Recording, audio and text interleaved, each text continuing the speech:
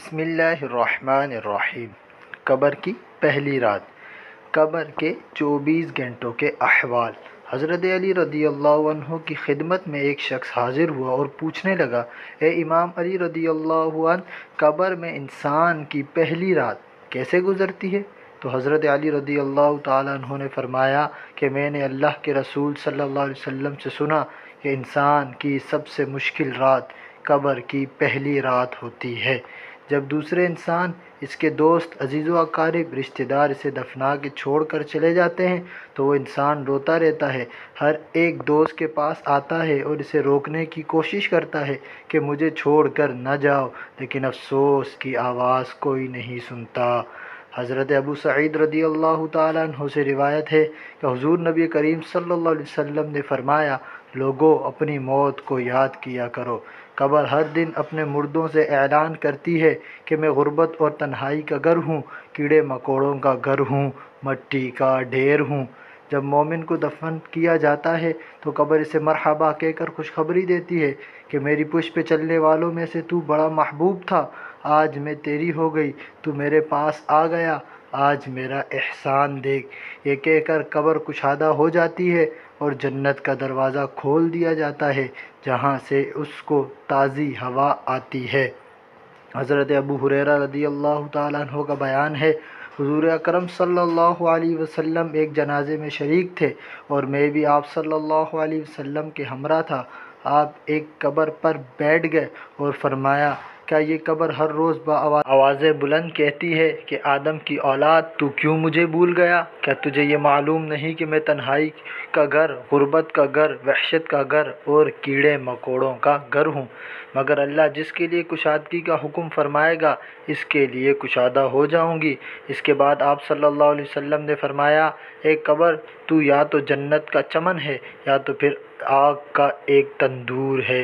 हुज़ूर अकरम सल्लल्लाहु अलैहि वसल्लम ने फरमाया कि मुर्दा जब कब्र में रखा जाता है तो कब्र इसे कहती है, ए इब्ने आदम, तू हलाक हो, तुझे किस चीज़ ने मुझसे धोखे में रखा?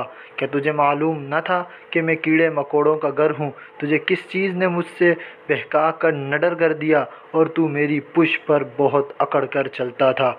अगर वो मुर्दा नेक होगा तो जवाब देने वाले इसे जवाब देंगे, ए कब्र, तू देख तो सही इसके अमाल कैसे हैं, ये अच्छाई इख्तियार करता था और बुराई से दूर रहता था। ये सुनकर कब्र कहती है, बेशक ये नेक था, अब मैं इसके लिए सरसब्ज हो जाती हूँ। मुर्दे का जिस्म उस वक्त मुनव्वर हो जाता है और उसकी रूह अल्लाह ताला की तरफ भेज दी जाती है। हज़रत अब्दुल्ला बिन उबैद रदियल्लाहु ताला अन्हु से रिवायत है कि हुज़ूर सल्लल्लाहु अलैहि वसल्लम ने फरमाया कि मुर्दा कब्र में पेशीता है और लोगों के घरों की आवाज़ भी सुनता है। जो इसके साथ जनाजे में गए हों, मुर्दे से इसकी कब्र कहती है, ए इब्ने आदम, तेरी हलाकत हो, तूने मेरी तंगी, बदबू और कीड़े मकोड़ों का खौफ नहीं किया, इसलिए तूने इन चीज़ों से बचने के लिए तैयारी न की।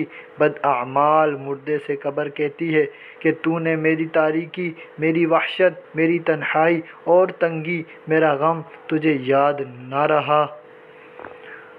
इसके बाद कब्र इसको जकड़ लेती है और फरिश्ते इसको हथौड़ों से मारते हैं। इसकी पसलियाँ इधर की उधर हो जाती हैं।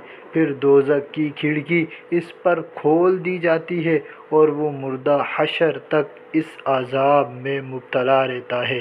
मरने के बाद हर मुर्दे को सुबह और शाम इसका ठिकाना दिखाया जाता है।